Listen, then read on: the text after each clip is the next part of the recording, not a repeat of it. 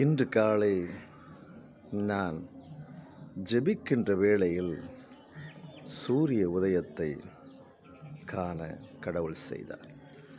என் அன்பு நண்பர்களே, எப்பொழுதும் நம்முடைய கோபம் இப்படி சூரிய உதயம் போல ஆரம்பிக்கும். சில நேரத்தில் நம்முடைய கோபம் சூரியன் உச்சை போல சுட்டு எரிக்கலாம். ஆனால் அதே சூரியன் இப்போ பார்க்கும்போது நல்லா எவ்வளோ நேரம் வேணாலும் பார்க்கலாம். இதுவே உச்சிக்கு போன பிறகு சூரியனை உற்று பார்ப்பது என்பது மிகவும் கடினம் இல்லையா? அதுபோல் கோபம் ஆரம்பிக்கும் போது அப்படி தான் இருக்கும். உச்சியில் யாராவது கோபத்தில் போயிட்டாங்கன்னா தொடர்ந்து அவங்க கூட வாதாடின்னு கிடக்காதீங்க. கம்முன்னு இருங்க. கம்முன்னு விட்டுட்டாலே பல பிரச்சனைகள் சாலாயிடும், ஜம்முன்னு ஆகிடும். இப்போ சூரிய உதயம் போல் ஆரம்பித்த கோபம் சில நேரத்தில் உச்சியில் வந்தால் கூட மீண்டும் மாலை நேரத்தில் சூரியன்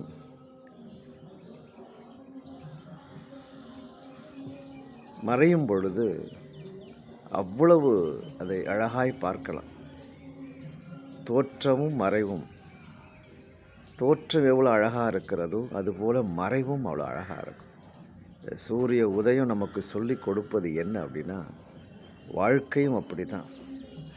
உச்சிக்கு வரும்போது சில மாற்றங்கள் வரும், நம்மக்கிட்ட குணத்துலேயும் சரி, பேச்சிலையும் சரி, செய்கையிலையும் சரி. ஆனால் பிறப்பு எப்படி யாருக்கும் தெரியாது இருக்குதோ அதுபோல் இறப்பும் அநேகருக்கு பிரயோஜனப்படுத்தணும். பிறக்கும்போது நாம் அழுவோம்.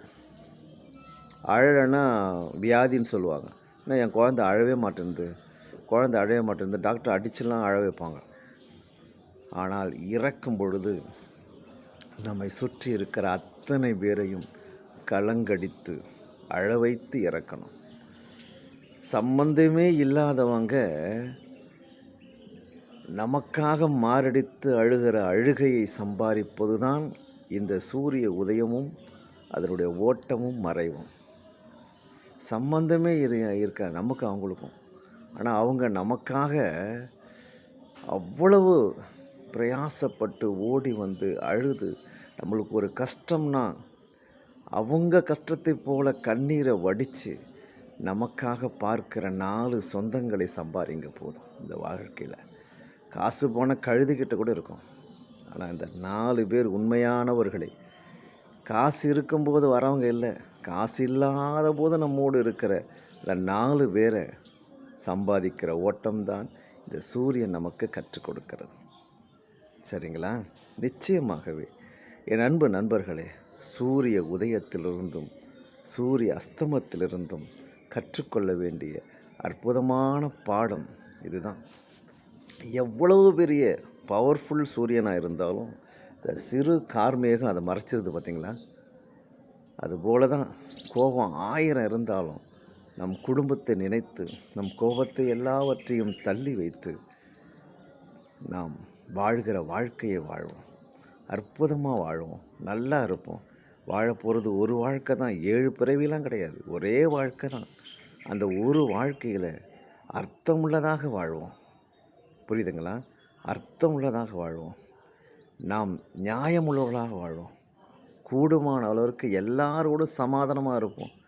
சின்ன சின்ன விஷயத்துக்கெல்லாம் அப்படியே பெரிய பெரிய சண்டையை போட்டுன்னு கிடக்காதீங்க. புரியுதுங்களா? சின்ன சின்ன விஷயமாக இருக்கும், பெரிய பெரிய சண்டை போட்டுன்னு கிடக்காதீங்க. கடவுள் உங்கள் கூட இருக்கிறாரு. மீண்டும் சந்திக்கலாமா?